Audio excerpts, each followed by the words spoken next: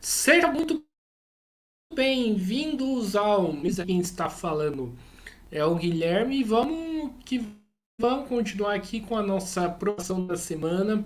Falar aqui sobre vários temas, falar sobre várias questões aí que precisa ser debatidas, precisa ser faladas e, né, falar de um assunto aí de extrema importância, né?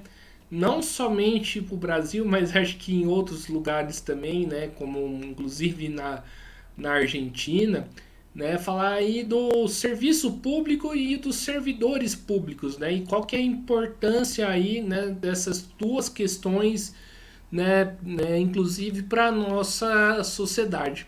E para falar sobre isso e falar aí dos direitos dos servidores, também vou dar a Débora, né, para falar um pouco aí sobre, né, essas questões. Então, Débora, antes da gente começar, por favor, fale um pouquinho aí de você. Oi, gente, tudo bem?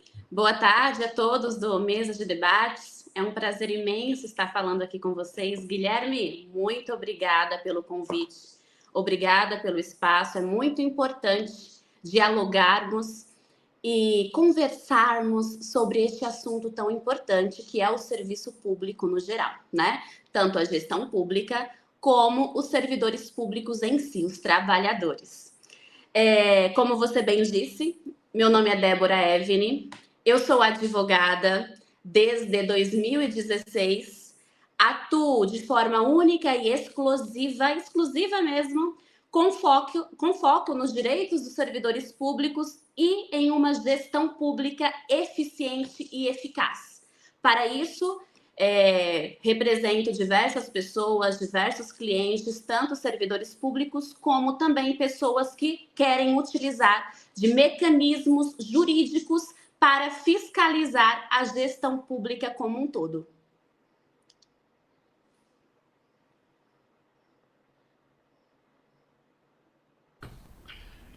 Perfeito, Débora. Então vamos aí para a primeira pergunta, né? Desde acho que dos anos 90 a gente escuta sempre uma ladainha, né, falando que o serviço público é precário e por isso teria que privatizar, né? Privatiza tudo, né? Aí a pergunta que eu faço aí para você é o seguinte, né? Qual que é a importância da gente manter e defender o serviço público, né, para nossa sociedade, né?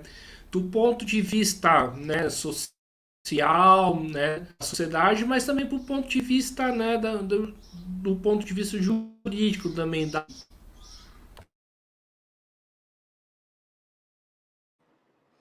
Excelente abordagem, Guilherme. Infelizmente, a nossa sociedade, principalmente a população mais leiga, ela tem uma visão muito deturpada do funcionalismo público. Ah, é porque o servidor público não presta, é porque o serviço público não presta. Não, não é assim que as coisas funcionam. Muito pelo contrário. Nós, como cidadãos, precisamos defender com unhas e dentes o serviço público, seja ele municipal, estadual ou federal. É por meio do serviço público que você tem a universalização do atendimento ao cidadão. Hoje nós temos, por exemplo, Guilherme, que é de suma importância, o SUS. Qualquer um, independente da condição financeira que possui, tem direito a acessar o SUS de forma gratuita. Saúde pública de forma gratuita. O que nós precisamos avaliar e sermos bem sensatos é nas pessoas em que nós colocamos no poder, tá? Principalmente quando a gente diz respeito ao chefe do Poder Executivo, falando aqui em nível municipal, prefeito, que é o chefe maior que vai gerenciar todo esse funcionalismo público. Porque a gestão pública, ela é reflexo de um bom gestor. Se eu voto, se eu coloco determinado determinada pessoa no poder maior de uma sociedade, de um município, cabe a ela gerenciar o sistema municipal para prestar um serviço público de qualidade para os munícipes. E por que que isso é muito importante? A gente precisa acabar com essa falácia de que terceirização é viável. Não é viável. E a gente tem diversos exemplos disso.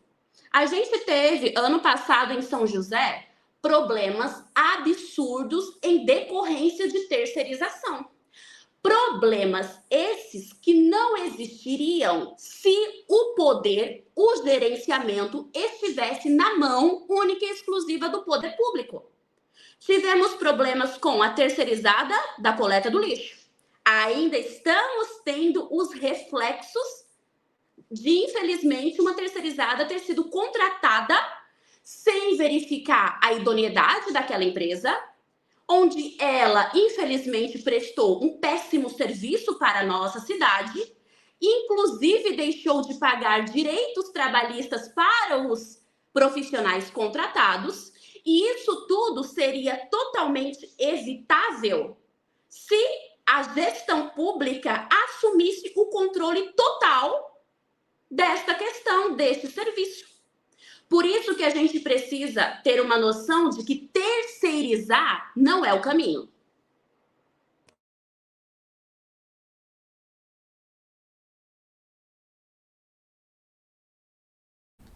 Certo. Ainda nessa questão, né, da terceirização, né, você acha que acho que a gente poderia ir um pouco mais além, gostaria que você respondesse. Você acha que a própria lógica, né, de terceirizar o serviço público é bastante complicada, uma vez que está terceirizando justamente aí para reduzir custo, né, do serviço público?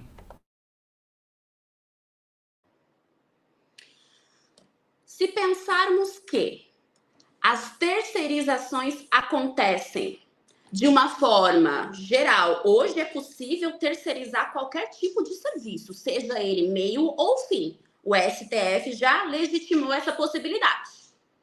Se a gente pensar que as terceirizadas, boa parte dela, não generalizando, tá?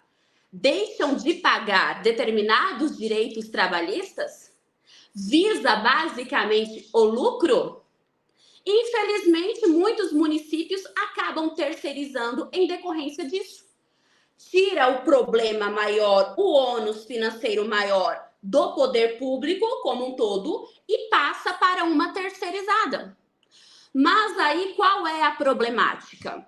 Se a gente não tem mecanismos eficazes de fiscalização destas terceirizadas, desde o momento que abre-se um edital para contratação da terceirizada, se a gente não tem mecanismos de fiscalização, aquela terceirizada que era para ajudar no município acaba atrapalhando e causando um ônus, inclusive financeiro, ainda maior. Porque a população é a primeira que sofre com a situação de um serviço mal prestado por uma terceirizada.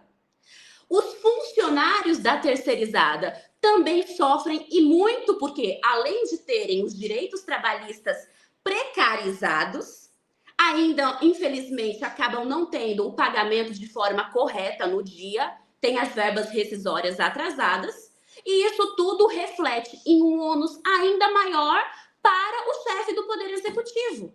Basta a gente verificar o que aconteceu no ano passado. Olha o transtorno causado no serviço público, que teve que tomar a frente da situação, um ônus financeiro maior ainda, para poder resolver este problema.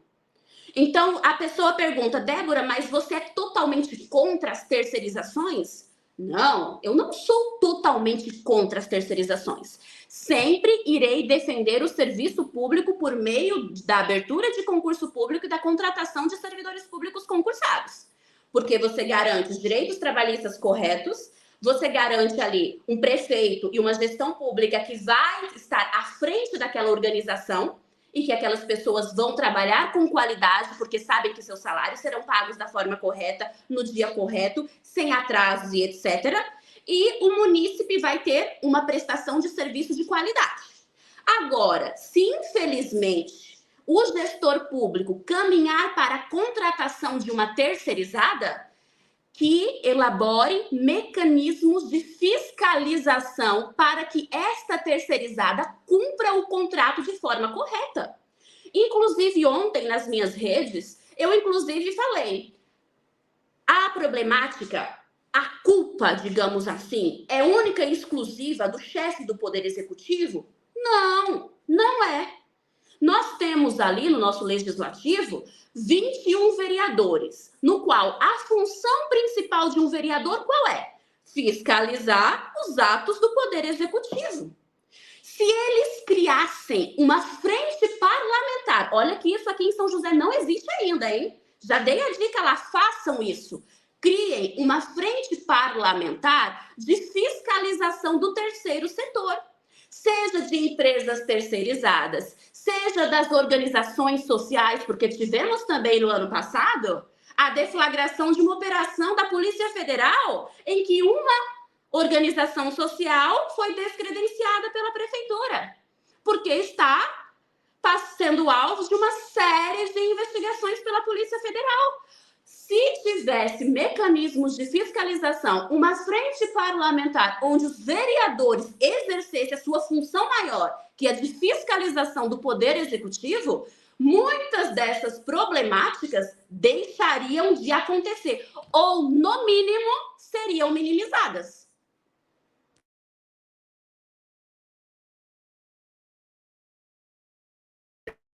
Certo, né? E o que você coloca, né, que acho que é bastante interessante, é a fiscalização, né? Acho que não somente a fiscalização pelo, né, o poder público, mas a fiscalização pela própria sociedade, né? Não gosto desse termo, vou usar aqui, é pela própria sociedade civil, né? Quais são os mecanismos que a sociedade pode, né, fiscalizar o serviço público, né? Fazer esse controle, porque muitas das vezes, né, como você falou, o pessoal reclama, né, do serviço público, tá, para missão bem estruturada, terceirizar, mas parece que tipo acaba jogando a criança junto com a água suja, né? Então, eu queria que você falasse um pouco, né, quais são esses mecanismos legais, né, que a pessoa pode fazer essa fiscalização, né? E por que que isso não é colocado no debate para a sociedade? Guilherme, excelente abordagem, perfeita abordagem. Primeira situação que a gente precisa pontuar neste aspecto, Guilherme, é que a população ela precisa parar de julgar o servidor público ou serviço público olhando para a cara do funcionário, tá? Do servidor que está ali prestando o serviço. Porque muitas das vezes, aquela UPA, aquela UBS, aquele hospital municipal está com filas imensas porque, infelizmente, o gestor público não abriu concurso público para contratação de mais profissionais. Aí vai eu, lógico, doente, com meu filho doente, vou lá no hospital e vejo aquela sobrecarga de pessoas, já estou no auge, no ápice do estresse, do nervoso. O que eu faço? Culpa desse médico que não trabalha direito, culpa da enfermeira que não é rápida. Não, gente. Parem com isso, de culpar o servidor, o funcionário que está ali dando o máximo na linha de frente e fazendo o que pode e o que não pode para dar conta das suas obrigações. E muitas das vezes nós, munícipes, não sabemos que aquele funcionário público está ali sobrecarregado, fazendo o trabalho que era para 4, 5 profissionais fazerem, sendo alvo de assédio moral, de todos os níveis que você pode imaginar. Outro momento podemos até fazer uma live somente sobre este tema, porque é um tema muito pesado que precisa ser abordado. Só que muitas das vezes os munícipes olham para aqueles profissionais que estão na linha de frente e julgam eles como se eles não prestassem. E não é assim que a banda toca. Se existem filas, se existem filas de espera para fazer cirurgia, se o hospital está sobrecarregado de pessoas para serem atendidas, se a unidade de pronto atendimento também, se a UBS também, opa! Qual é a problemática maior? Gestão pública. Por que foi que o chefe do Poder Executivo, que é o chefe mor dessa situação, não abriu concurso público para ampliar o número de funcionários? Por que é que a terceirizada que está administrando aquela unidade de pronto atendimento não contratou mais funcionários para minimizar aquela situação? Nós precisamos focar em ver o problema, saber quem realmente, de fato, tem responsabilidade maior naquela situação e cobrar deles. De quem? Do secretário, da secretária de saúde, do prefeito, que é o chefe do Poder Executivo, que tem a caneta na mão para contratar e abrir concurso no momento em que ele quiser. E isso tudo minimizaria e muito as ocorrências que a gente vê acontecendo, as reclamações que a gente vê acontecendo. Porque muitas das vezes aquele servidor, aquela servidora está atolado de serviço, está com uma sobrecarga absurda, dobrando, triplicando plantões e mesmo assim não consegue dar conta, porque infelizmente está faltando mão de obra. E isso tudo nós precisamos analisar e ser sensatos ao cobrar. Momento de cobrar é no momento da eleição. É você saber exatamente quem você quer nos postos maiores dessa cidade, principalmente no posto maior, que é o de chefe do Poder Executivo. E tudo isso nos leva à seguinte percepção: precisamos parar de culpar quem está na linha de frente, trabalhando, e começar a olhar quem é o chefe mor daquela pessoa. Nós temos, sim, um chefe maior, que é o prefeito, e que tem grandes responsabilidades por tudo que acontece nesta cidade. Não é simplesmente você olhar para a cara de um funcionário público e falar que o atraso, as filas, é culpa dele, porque não é. Aí, eu acho muito legal que você colocou isso, Débora, e já adianta já uma questão que eu queria tratar com você, né? Como eu falei aqui, eu tô vendo bastante a situação da Argentina, né, nesse último momento, né? E dos protestos que estão tendo, né? E a alegação, né, que inclusive, né, muitos fazem para defender o atual governo de lá eles estão demitindo servidores públicos, funcionários públicos, e funcionário público é tudo piado, né? É como o pessoal é a casta, né? Eu gostaria que você rebatesse esse tipo de argumento. Tá certo que eu usei o exemplo da Argentina, mas a gente escuta muito esse exemplo aqui no Brasil também, né? De que o servidor público seria o grande problema, né, do país, né? Seria privilegiado, né? E essas groselhas, né, que muito. Falácias e mais falácias, né, meu amigo? Essa é a verdade. A gente falar que o servidor público da alta casta recebe muito, ganha muito, não é bem assim que a banda toca, não é. Não vou ser, porque eu não sou mesmo, tá? Leviana e fingir demência nessa situação, porque existe uma pequena minoria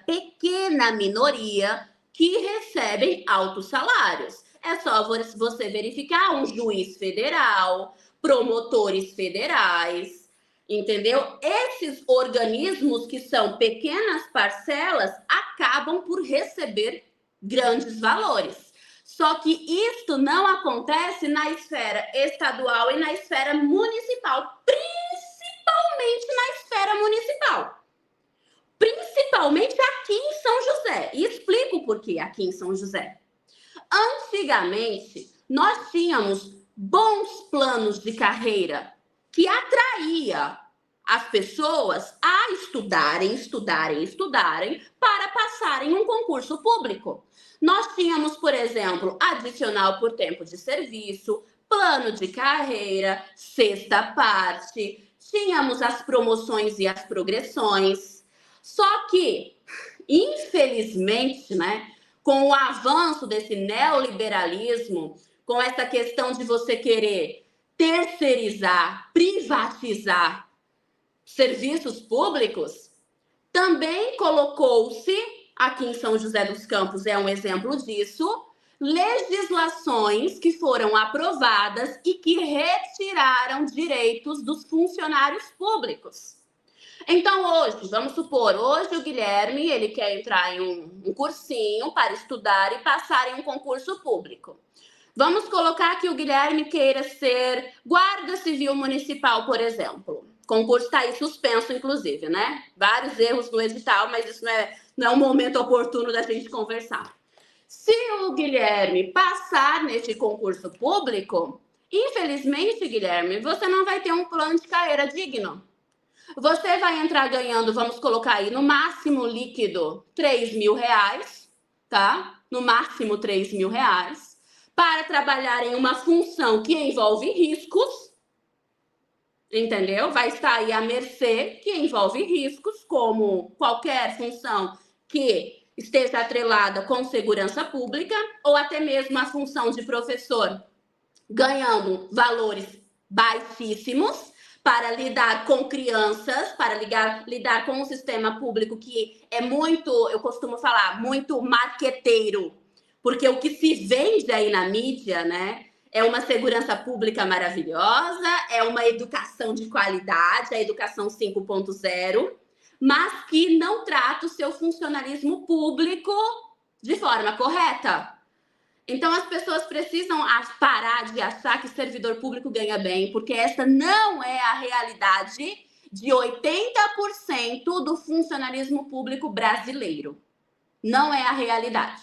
Tivemos, por exemplo, Guilherme, deixa eu só citar um exemplo que vocês irão lembrar, todos que estão nos assistindo, o que aconteceu no ano passado, que nunca tinha acontecido nesses últimos 10 anos. Atraso no pagamento dos professores a prazo determinado.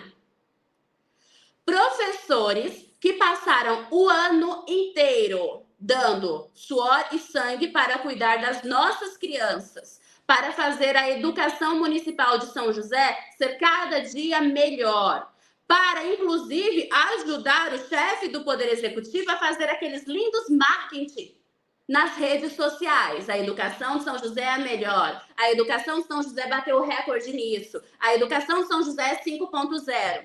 E como é que uma pessoa que está no poder trata o seu funcionalismo público dessa forma, a ponto, de, inclusive, de debochar e falar que professores a prazo determinado deveriam prestar concurso público?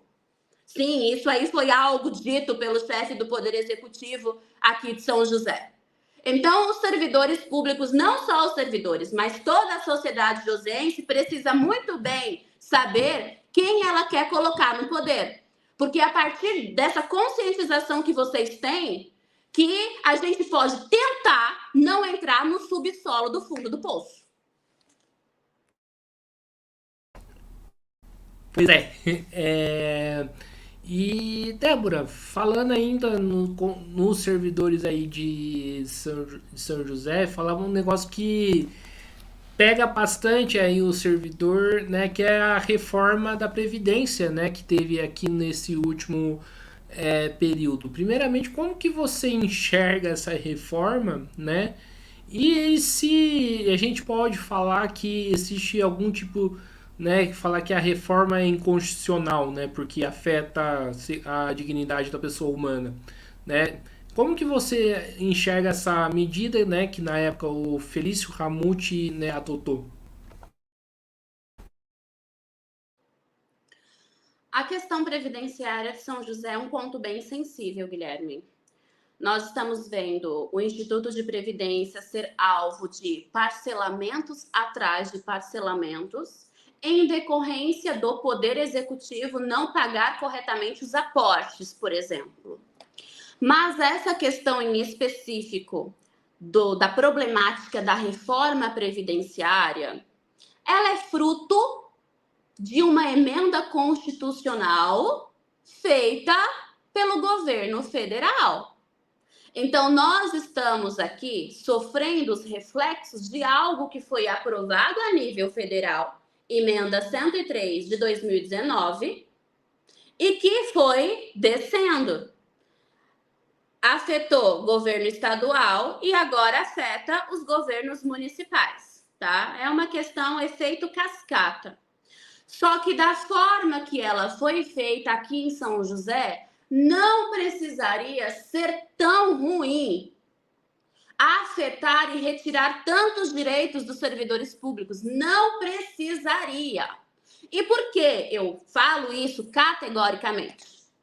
Porque apesar do nosso Instituto de Previdência ter um certo déficit previdenciário, déficit esse que eu sempre defendi e defendo, que deveria ser feito uma auditoria externa, contratar uma empresa externa para fazer uma auditoria nas contas do Instituto para a gente saber exatamente se ele está quebrado da forma que o governo fala que ele está, para a gente verificar mecanismos para não prejudicar tanto o servidor como ele está sendo prejudicado.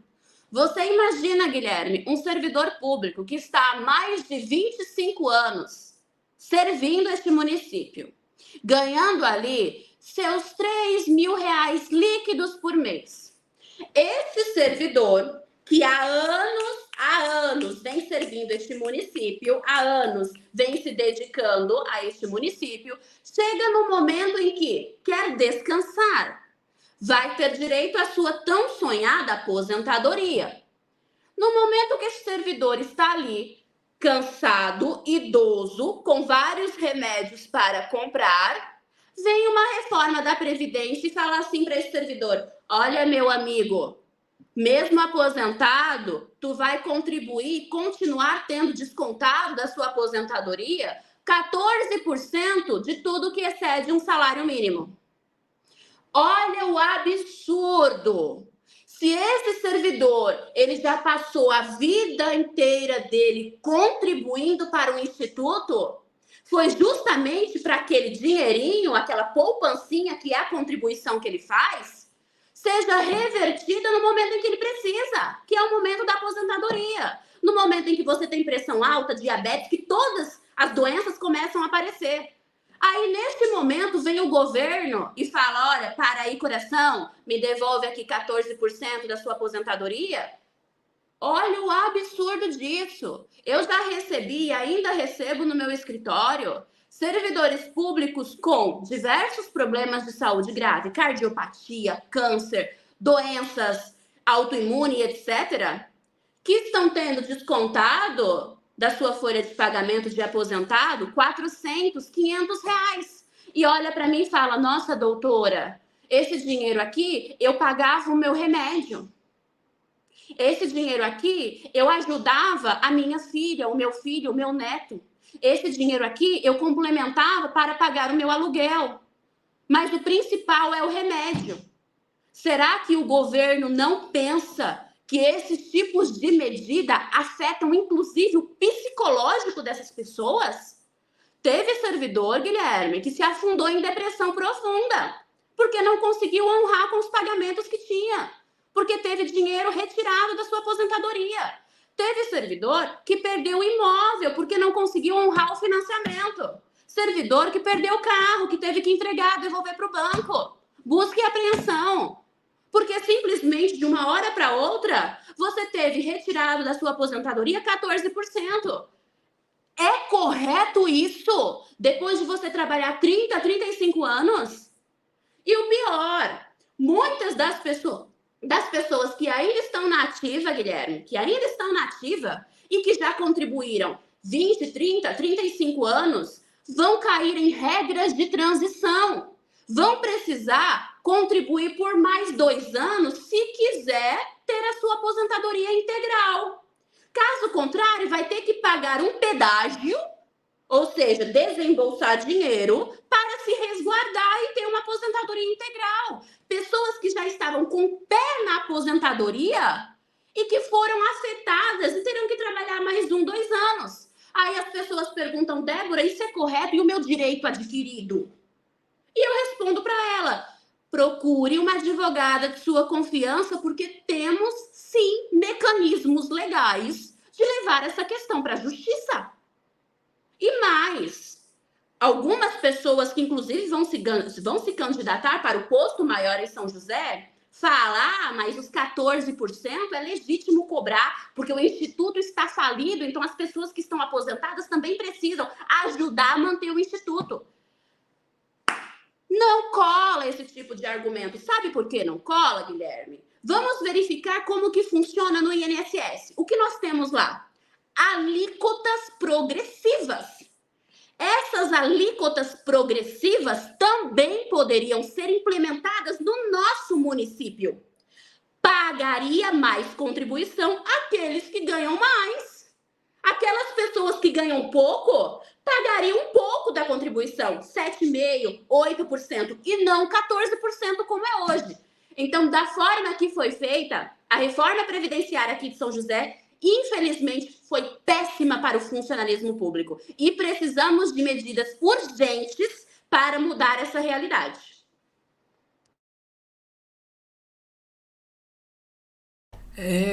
Débora, né? Inclusive já propor uma medida aqui, né? Tem muito vereador, né? O próprio prefeito que fala, né?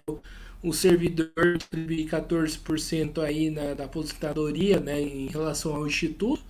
Por que essas pessoas não contribuem com o salário delas, né? Porque o vereador aqui de São José, né? Ganha R$ 1.000 por mês. O prefeito também, né, tá muito bem, obrigado. Por que essas pessoas não contribuem para o instituto? Tem que ser o servidor? Porque a corda sempre arrebenta do lado mais fraco, né, Guilherme? É um fato. Eu fico indignada com essas questões, até respondendo uma pergunta anterior que você fez. Quais seriam os mecanismos que a sociedade tem para fiscalizar o poder público, né? Essa questão, Guilherme, do porquê eles não agem, porque eles são minoria, né? Temos ali 21 vereadores, temos determinada quantidade de secretários, temos um chefe do Poder Executivo e uma massa de comissionados. Né? Perdão pela expressão vulgar, mas é complicado. Entrar nesse tema é muito sensível porque me entristece demais. Porque eu vejo como que a banda toca e muito me indigna o servidor público ser culpado, sabe? Ele é o alvo mais frágil, né? Então é muito mais fácil você culpar o alvo mais frágil. Comigo, não. Não mesmo. Porque eu sei muito bem que existem mecanismos legais que iriam minimizar todas essas ocorrências, todas essas falácias que são implementadas. Seja a reforma da Previdência, onde poderíamos sim adotar as alíquotas progressivas. É totalmente constitucional. Totalmente constitucional. Adotar as alíquotas progressivas. Poderíamos criar também um fundo próprio, onde terceirizadas IOS contratadas pelo nosso município depositasse determinado valor nesse fundo que vai alimentar o Instituto de Previdência do Servidor Público Municipal. Poderia ser feito isso, totalmente legítimo, basta criar uma legislação adequada para isso. Entendeu? Até mesmo aqueles gestores que querem, porque querem manter terceirizadas e organizações sociais dentro do município, ok, legítimo, legislação permite isso. Mas, em contrapartida, vamos criar um fundo que essas entidades do terceiro setor contribuam para este fundo, para que este valor, no final do ano, seja acrescentado ao patrimônio do nosso Instituto de Previdência e, com isso, a gente possa equalizar as dívidas e os créditos do Instituto de Previdência. Tem essa possibilidade de acontecer. Só não fazem porque não querem ou porque tem algum tipo de desconhecimento, porque não é possível isso, não é possível. A gente vê o que acontece nesse município, enxerga o problema e não ter a capacidade técnica de encontrar uma solução. Mesma situação, agora entrando na questão de fiscalização das pessoas. Eu sempre falo, né? Nossa, gente, vocês deveriam fiscalizar o poder público. Quem é que tem tempo, Guilherme? Quem que tem tempo para parar o que está fazendo, para deixar os seus compromissos, o seu filho, o seu marido, o seu trabalho, para ir ali conferir portal da transparência da prefeitura, editais, diário oficial do município? Quem é que tem tempo? Pouquíssimas pessoas. É por isso que nós depositamos o nosso voto em vereadores que têm a função principal de quê? fiscalizar o poder executivo. Certo? É por isso que nós depositamos o nosso voto nessas pessoas, porque eles têm a função maior de fiscalizar o poder executivo. Mas nós sabemos muito bem que muitos deles não fazem. Muitos deles são da base governista, existem, né, supostamente acordos, trocas de cargos, supostamente, enfim, essa série de supostamente que a gente vê acontecendo. Se as pessoas depositassem o voto em pessoas idôneas, entendeu? Para que elas realmente fizessem a função que é fiscalizar o chefe do Poder Executivo, fiscalizar a gestão pública de forma correta, porque temos mecanismos. Temos, por exemplo, o mandado de segurança. Quero uma informação do poder público, quero saber como que está a fila de espera da saúde. Faço o pedido como vereadora, prefeitura me nega, prefeito me nega, entro com processo judicial de mandado de segurança, consigo uma liminar e ter acesso à informação, direito constitucional. Por exemplo, situação recente também que fizemos, aprovou-se 2 legislações para aumentar os salários dos secretários de São José, né? Do servidor público não quer aumentar, mas do secretário aumentou. Aí o que nós fizemos? Mecanismo judicial. Entramos com uma ação popular que já foi julgada em primeira instância, em que o chefe do Poder Executivo já entrou com recurso até no STF e perdeu, porque não pode aumentar salários na mesma legislatura. Não pode, é inconstitucional. Então, barramos tudo isso na justiça. E tudo isso deveria ter sido feito por mim ou por você, que é cidadão? Não. Tudo isso poderia ser feito por vereadores que foram eleitos para cuidar dessa situação, mas que, infelizmente, deixam muito a desejar.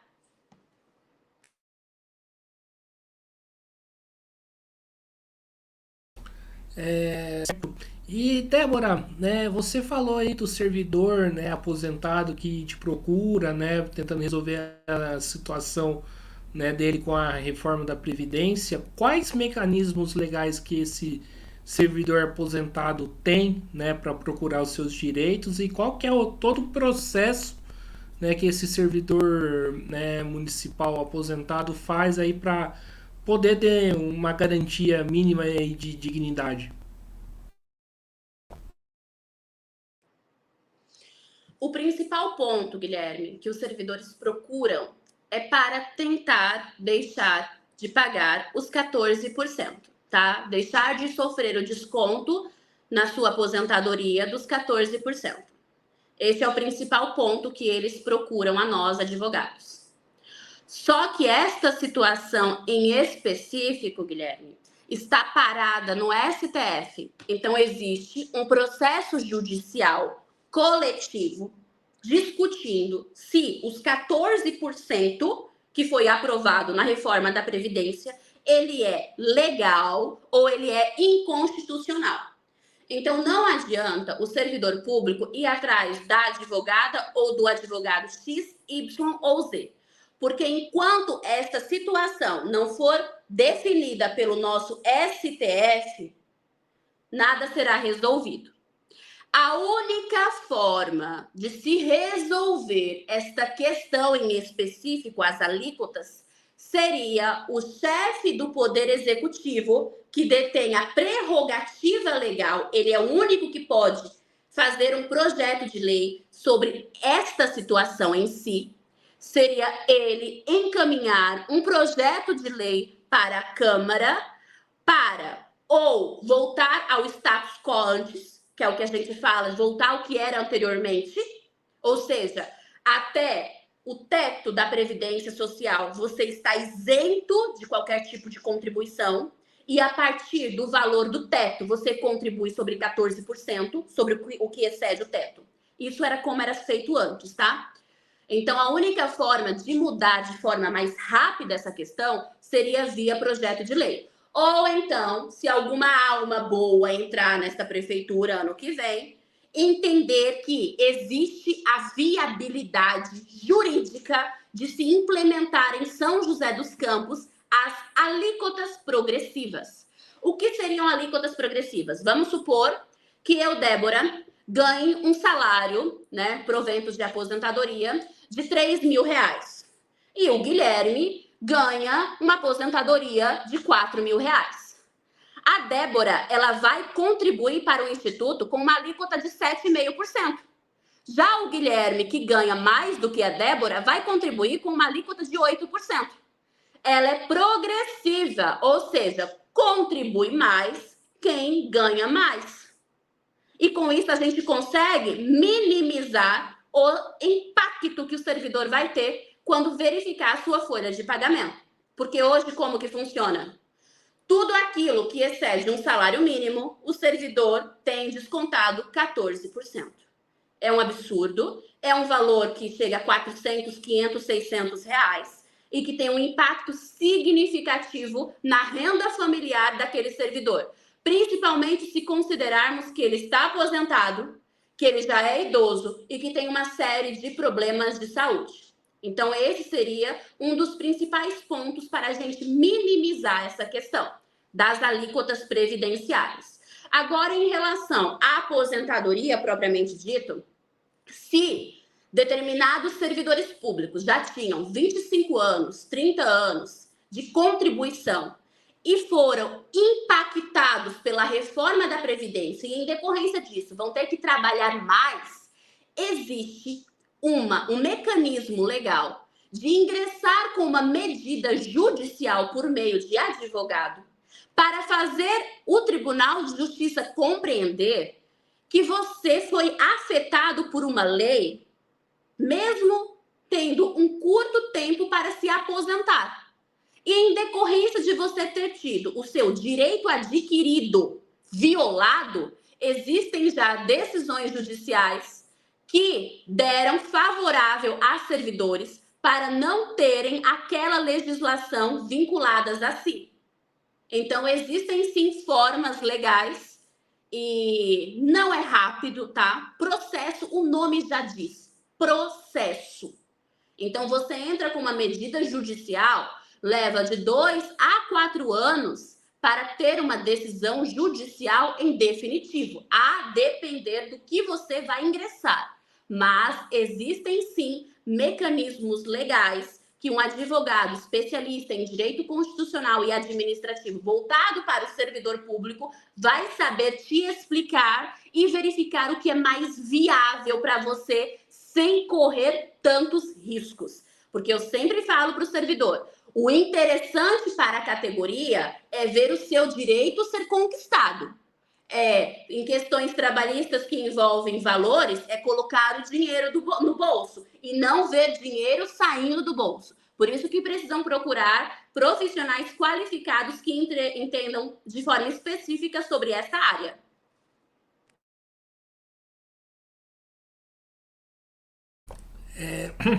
Certo. E Débora, né, pegando uma outra questão aí também, né, ainda nessa do servidor, muitos podem aí falar, mas a cidade não tem dinheiro, né, para poder dar uma condição digna para o servidor, dar uma carreira justa, né, para o servidor público, né? A gente escuta bastante, pelo menos eu escuto bastante isso. Enquanto isso, né, o prefeito constrói ponte inútil, faz obra aonde não precisa, enquanto tem bairro, né, que realmente precisa de um cuidado especial prefeito, né, disso, né? A gente não tem dinheiro, no seu entendimento, para dar uma condição digna aí para o servidor?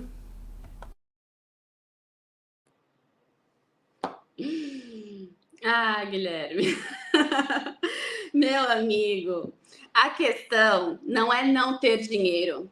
A questão é que, infelizmente, servidor público nesta cidade nunca foi prioridade. Essa é a questão. Prioriza-se tudo. Prioriza-se tentar, ou melhor, fazer, né? Recapear avenidas que não precisam ser recapeadas, obras que não precisariam ser feitas. Tenta-se, inclusive, fazer obra, absurdo, em terrenos que são protegidas de forma ambiental, né? áreas de proteção ambiental. Até isso tenta-se, viu? Porque, inclusive, não vou falar de forma abrangente, né? Entramos com uma medida e conseguimos também barrar a troca de terrenos que o poder público queria fazer com a iniciativa privada, onde ele iria receber boa parte de áreas de proteção ambiental. O que você faz com áreas de proteção ambiental? Nada, né? Enfim, barramos essa questão na justiça também. Então você percebe que a questão em São José é rica, mas o que falta em São José é você colocar as prioridades corretas. Qual é a prioridade se eu quero que os meus munícipes, né, os cidadãos que me colocaram no posto principal de prefeito ou de prefeita, qual é a prioridade que essas pessoas querem ter?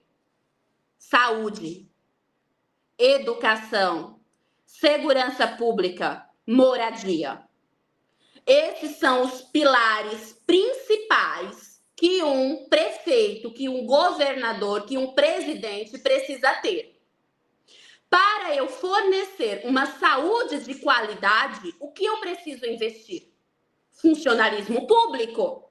Se eu quero evitar que tenhamos filas tanto no atendimento como filas para cirurgias, como falta de medicamentos, o que eu preciso resolver? Investir na saúde pública, contratar mais profissionais, abrir concurso público, investir na compra de medicamentos de alto custo, desburocratizar o acesso a isso. E também ter uma percepção de que a sociedade ela precisa ver e compreender como que funciona isso. Se você vai atrás, abrir aqui a porta, vai ali na rua e conversa com qualquer munícipe, ele não sabe como dar entrada em um remédio de alto custo. Ele não sabe como abre um protocolo junto ao paço municipal para ter acesso a um prontuário médico, porque ele está precisando daquele prontuário em decorrência de determinada situação. As pessoas não têm acesso à informação básica. Ela não sabe como que está a fila para fazer cirurgias. Ela não sabe quantos médicos, quantos enfermeiros tem naquela unidade de pronto atendimento atendendo naquele momento. A partir do momento que você democratiza o acesso à informação básica, aquelas pessoas vão saber exatamente o porquê estão na fila há mais de 2 horas, ou porque não tem acesso a determinado medicamento, ou porque está ali à mercê de uma fila para fazer determinada cirurgia. Entendeu? A gente precisa democratizar o acesso à informação, informações que deveriam ser públicas. E saber, principalmente, cobrar o alvo correto. Eu vou cobrar o chefe do Poder Executivo para contratar mais médicos. Eu vou cobrar o chefe do Poder Executivo para contratar mais enfermeiros, porque é ele quem tem a caneta na mão. É ele que é o dono da canetada. É ele que tem essa prerrogativa de fazer. Eu vou cobrar o secretário de saúde para verificar o porquê que está faltando medicamentos. Eu vou cobrar o secretário de educação para verificar o porquê está faltando vagas em determinadas creches, porquê que eu estou na fila há décadas. Então, as pessoas precisam entender quem é o alvo para ser cobrado. Porque é muito fácil você cobrar quem está na linha de frente. E quem está na linha de frente, infelizmente, não tem a caneta na mão. Porque se tivesse, eu te garanto, Guilherme, que muitas dessas mazelas que acontecem dentro do Serviço Público Municipal não aconteceriam.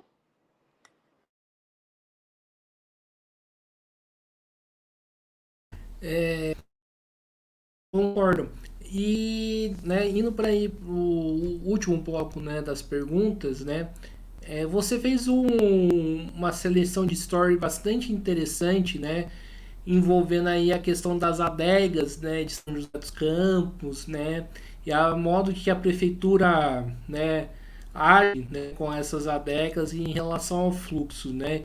E aí tem vários problemas, né, desde a questão do, na minha opinião, do lazer e da, né, e de ter que a juventude tenha um lugar aí para ter o seu lazer, desde a questão, né, do cara da adega que não pode, né, pagar pelo ônus, né, do que está ocorrendo. Queria saber você o seguinte, né, que você explicasse bem né, o que poderia ser feito, né, tanto do ponto de vista, né, para defender, né, o pequeno comerciante que depende daquilo para sobreviver, mas também para garantir, né, acesso a lazer, que seja, né, que não seja aquele caos, os chamados fluxos, né, que são. Então, queria que você falasse um pouco mais sobre isso, né, sobre essa questão das adegas, né, que você colocou. É um ponto bem sensível, né? Eu vejo esse ponto, bem como a questão da regularização do banhado, como dois pontos bem sensíveis e que nós precisamos debater. Por isso, o seu espaço ele é de suma importância, porque nós não podemos fechar os olhos para os problemas. Se as pessoas fecham os olhos para os problemas, esses problemas aumentam, ficam sem dimensão. E aí, para resolver, aí é mais complicado ainda. Essas questões que envolvem as adegas, né, aqui no nosso município, para mim é surreal. É um atestado de incompetência, tá? Inclusive, falei isso nos meus stories, não tenho problema nenhum em falar sobre isso. É você culpabilizar o pequeno e médio empreendedor. É isso que foi feito, infelizmente, pelo governo municipal aqui de São José. E também é um atestado de incompetência, inclusive em relação à segurança pública municipal. Eu tive recentemente uma série de pessoas que têm adegas que me procuraram pelas redes sociais e falaram assim para mim: olha, Débora, mesmo antes de eu ter uma adega aqui em determinado bairro, os fluxos já existiam. Isso sempre foi cultural aqui em São José dos Campos. Sempre aconteceu. Pode ser que a bebida, ela potencialize mais essa questão? Pode ser. Não é à toa que a gente tem um alto índice de brigas, de problemas, de mortes em final de ano, festa de final de ano, Natal e etc. Porque a bebida acaba potencializando muita coisa. Só que não é justo que o ônus recaia simplesmente no colo do trabalhador. Não é justo. Principalmente em uma cidade que vive se gabando, se vangloriando de ser uma cidade inteligente. Que temos aqui em São José uma câmera em cada esquina. Se nós sabemos exatamente que existem os fluxos e que eu, como gestor público maior, coloquei nesta cidade uma série de câmeras e vivo me gabando que esta cidade é inteligente, esta cidade é segura, porque não foi feito um mapeamento desses pontos considerados críticos de ocorrências de fluxo e porque não se coloca nesses locais uma viatura da atividade delegada, uma unidade da Guarda Civil Municipal em determinados pontos. Mas isso antes das aglomerações começarem a acontecer, de uma forma preventiva. Então, se eu sei, graças àquela linda câmera que eu coloquei ali, que a partir das 9 horas da noite, das 10 horas da noite, aquela aglomeração vai acontecer, aquele pancadão vai acontecer, simplesmente eu coloco uma unidade de policiamento naquele local a partir das 5 horas da tarde. Isso inibe esse tipo de ocorrência. Inibe com toda certeza. Pode não acabar, mas vai e muito minimizar essa situação. Mas não. O que o governo faz? Reprime. Reprime tanto o trabalhador, que agora precisa fechar as suas portas 10 horas da noite. E a gente sabe muito bem que às 10 horas da noite é o momento em que você mais vende, né? O pessoal vai lá, quer fazer um churrasco, vai para uma festa, passa na adega e gasta. A gente sabe que a partir é no horário noturno que a vida acontece para a juventude. A gente sabe disso. Aí você vai e reprime o trabalhador, ao invés de regularizar a função dele, e reprime também as pessoas que estão cometendo aquele fluxo. Você me coloca lá, Guarda Civil e Polícia Militar, com tiro, porrada e bomba para cima daqueles jovens.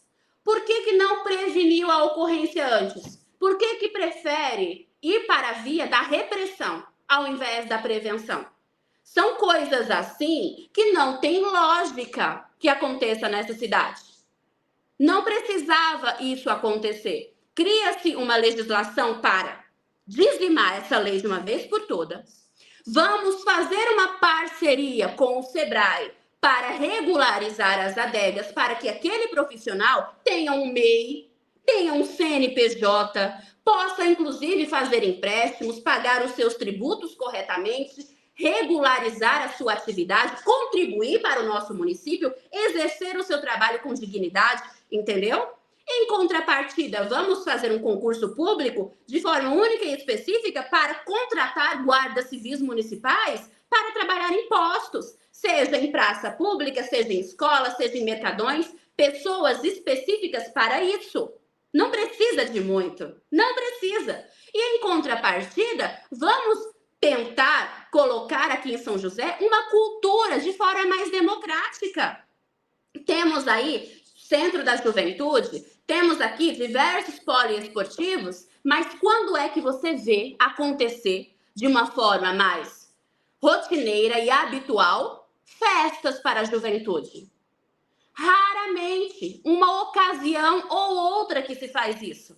E a gente precisa enxergar a cultura como uma forma também de você levar a democratização do serviço, a democratização das informações, inclusive com questões culturais para esses jovens terem até um aprendizado dentro desses nichos, entendeu? Que podem ser criados. Só que para isso a gente precisa de uma pessoa que tenha esta visão, uma visão de enxergar os problemas, de verificar alternativas de solução que não vá reprimir o jovem, nem muito menos as forças de segurança pública e muito menos ainda o trabalhador.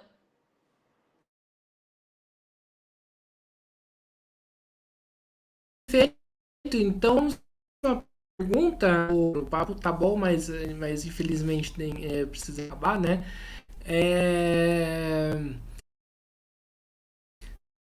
Sobre a questão aí, temos, né, que é a postura da prefeitura, né, dos cargos de chefia, né, da educação, né, como que você viu todo o decorrer desse processo, né, pós aquela nossa ida, né, na Câmara Municipal, né, o que a prefeitura está cometendo de errado, né, que precisa aí ser debatido? Tivemos muitos momentos de luta no ano passado em relação à tentativa de fazer o governo entender, bem como os vereadores entenderem, que manter funções de confiança na educação é inconstitucional. E eu falo isso de forma categórica, Guilherme, porque nós temos uma Constituição Federal que tem como regra maior a abertura de concurso público, tá? E temos também uma lei de diretrizes e bases da educação nacional, e que ela diz taxativamente, salvo o melhor juízo, artigo 65 da lei, que os cargos de direção, de assessoria pedagógica, de coordenação, precisam ser preenchidos mediante concurso público de provas e títulos. Não é a Débora falando, achando que isso é o melhor. Não, eu não trabalho com achismos. Eu trabalho com uma Constituição Federal e com uma legislação federal que está dizendo que funções de confiança na educação precisam ser preenchidas mediante concurso público. Não adiantou nada a gente ter ido, né, para cima dos vereadores, informando para eles que isso era a melhor opção, que essa legislação que foi aprovada não deveria ter sido aprovada. Mas fato é que ela foi aprovada, as funções de confiança na educação permanecem. E agora o que iremos fazer? O judiciário está em recesso. Até o dia 20 de janeiro, o judiciário está em recesso. A partir do momento que o judiciário voltar, já está aqui feito por mim, representação junto ao Ministério Público, bem como uma minuta que eu vou entregar para cada servidor público encaminhar para o Ministério Público também. Além disso, já chegou ao meu conhecimento que a entidade que representa esses servidores de forma coletiva também vai ingressar com uma medida judicial para tentar barrar esta lei. Então, o momento agora de atuar é na esfera judicial, seja por meio de uma ação direta de inconstitucionalidade feita pelo próprio Ministério Público, seja feito pela entidade que representa coletivamente esses profissionais. Mas já de antemão te informo, será feita de forma urgente assim que o judiciário voltar do recesso. Porque isso se trata de respeito à Constituição, de respeito à lei, diretriz e base da educação. E é isso que a gente precisa lutar com unhas e dentes por justiça, por concurso público.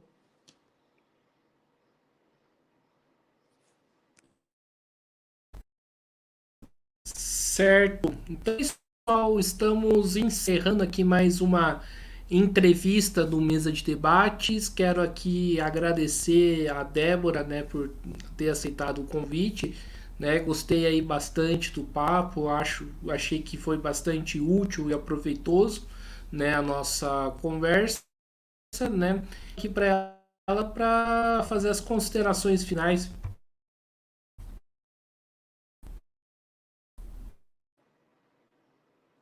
Guilherme, eu que agradeço pelo convite que você me fez, pelo tratamento maravilhoso que você me deu. Parabéns por tudo que você vem fazendo. Você coopera para a democratização da informação, saiba disso. Não só você, como todos aqueles que trabalham junto a você aí no seu canal. Gostaria de me despedir agradecendo mais uma vez a você, a todos, e aos servidores públicos que me acompanham. E informar também, né, já que eu tenho esse facinho aqui, que em breve eu estou fazendo o lançamento do meu canal, o canal dos servidores públicos aqui no YouTube, com o foco específico de democratizar a informação de tudo que é vinculado ao serviço público municipal aqui da nossa cidade. Muito bom, né? Inclusive falta mais iniciativas como essa aqui, né, em São José, né? Porque às vezes penso que só, né, o canal que eu tenho e o poucas mídias que existem aqui é bem pouco. Então, mais do que agradecendo a Débora, agradecendo também a você que estiver nos assistindo, peço que se inscreva no podcast Mesa de Debates de Tudo Um Pouco, acompanhe o nosso trabalho, curta, compartilhe, comente neste vídeo, também em outros, né, vídeos que o canal produz. E segue a gente nas redes sociais, Facebook, TikTok e Instagram, né? E também temos o nosso Pix, que, né, pelo visto, né, não apareceu aqui, né? Então vou ter que colocar aqui de novo. Falha técnica. Então, o nosso Pix, também temos o Padrim, barra podcast. Na programação de hoje, sim, muito obrigado e até a próxima. Fui.